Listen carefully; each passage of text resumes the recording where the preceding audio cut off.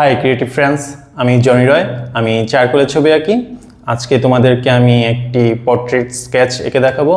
আমি আজকে বাংলাদেশের নায়িকা পরিমণিকে আঁকার চেষ্টা করব। আশা করি তোমাদের ভালো লাগবে।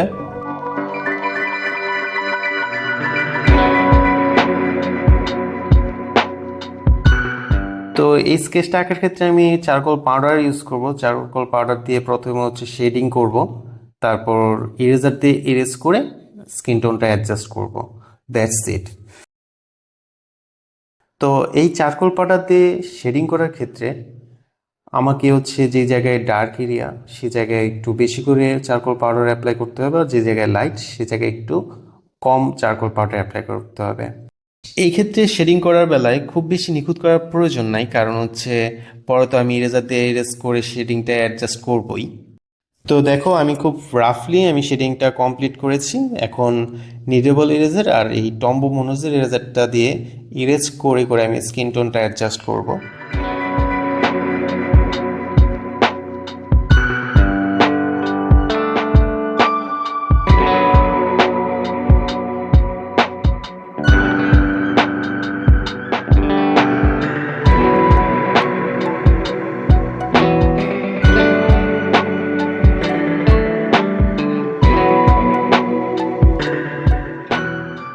তো ফেসের স্কিন টোন অ্যাডজাস্টমেন্ট মোটামুটি কমপ্লিট। এখন চুল আঁকবো। এক্ষেত্রে দেখো, আমি তো প্রথমে শেডিং করে নিয়েছিলাম চারকোল পাউডার দিয়ে। এখন জাস্ট এই যে টম্বো মোনাজের রেজারটা আছে, এটা দিয়ে একটু দাগ টেনে টেনে চুলটা রিয়েলিস্টিক ভাইব ক্রিয়েট করছি। That's it. এখন চারকোল পাউডার দিয়ে চুল আঁকার ক্ষেত্রে সবচেয়ে সুবিধা যেখানে আমরা গ্রাফিক পেন্সিল দিয়ে ঘন্টার পর ঘন্টা টাইম ওয়েস্ট হয় এবং ফাইনালি রেজাল্টটা খুব বেশি সুন্দর হয় না বা আউটপুটটা খুব সুন্দর হয় না, সেক্ষেত্রে আমি খুব ইজিলি চারকোল পাউডার দিয়ে অল্প সময়ে এত সুন্দর একটা রিয়েলিস্টিক চুলের ভাইব ক্রিয়েট করা যায়। তো এখন এই স্কিন টোনটা ঠিক করতে হবে।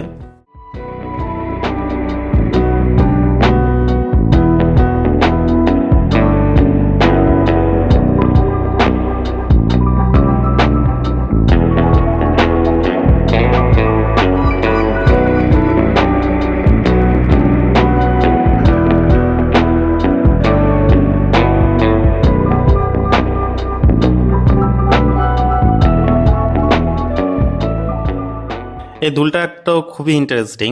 জাস্ট আমি তো চারকোল পাউডার দিয়ে গেছিলাম, মানে নিচের শেড করেছিলাম একদম ব্ল্যাক। এখন এই যে ইরেজারটা দেওয়া আছে, ইরেজারটা দিয়ে একটু ইরেজ করে করে একটা কানের দুলের শেপ করে ফেলতেছে। তো এখন আমি গলার যে নেকলেসটা আছে, এই নেকলেসটা আঁকার ট্রাই করছি। এটাও সেম ওয়েতে আমি প্রথমে শেড করেছিলাম চারকোল পাউডার দিয়ে। এখন জাস্ট টম্বো মোনাজের ইরেজারটা দিয়ে আমি যে রিফ্লেকশনগুলো আছে এই রিফ্লেকশনগুলো একটু হাইলাইট করছি। That's it. এখন যে ফ্লাওয়ার্সগুলো আছে পরিমণির খোপায়, এই ফ্লাওয়ার্সগুলো আঁকবো। ফ্লাওয়ার্সগুলো খুবই সুন্দর।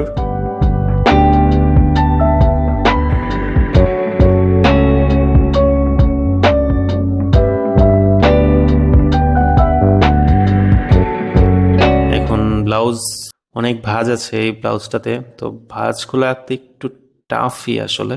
তো শেডিংয়ের ক্ষেত্রে এটা খুব খেয়াল করে করে শেডিং করেছিলাম। এখন জাস্ট একটু হাইলাইটগুলো অ্যাপ্লাই করছি টম্বো মোনাজের ইরেজার দিয়ে। That's it.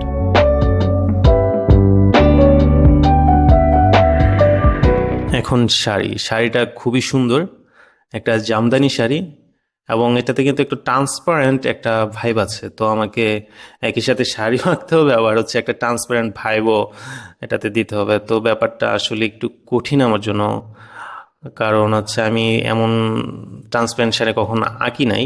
তো এটাই ফার্স্ট টাইম। তো দেখা যাক কেমন তোমরা অবশ্যই জানাবে কেমন হলো।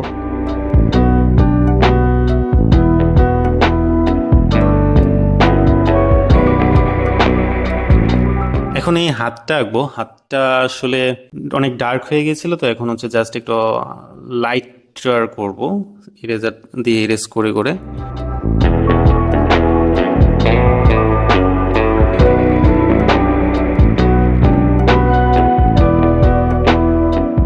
হাতটা বাকিটা একটু কাজ আছে, এটা আমি পরে করব। তো এখন আমি ব্যাকগ্রাউন্ডটা আঁকবো। ব্যাকগ্রাউন্ডটা আঁকতে ইউজ করেছি আমি চারকোল পাউডার। আর চারকোল পাউডারটা আমি অ্যাপ্লাই করছি একটা মেকআপ ইকুইপমেন্ট দিয়ে। এই মেকআপ ইকুইপমেন্টটা হচ্ছে আসলে একটা ফোম টাইপের। এটা হয়তো কোনো মেকআপ যেই পাউডার আছে বা কি বলে ফেস পাউডার, এগুলো হয়তো অ্যাপ্লাই করে এইটা দিয়ে। আসলে আমি এটার নাম জানি না, তোমরা যদি কোনো মেয়ে ফ্রেন্ডস থাকো আমার এই ইউটিউবে তাহলে অবশ্যই এটার নাম আমাকে জানাবে, আমি এটার নাম জানি না।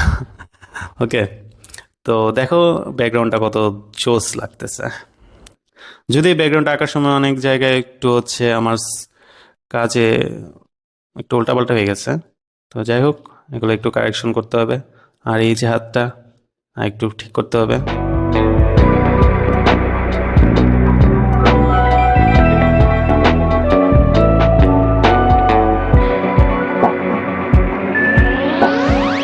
So finally sketch complete.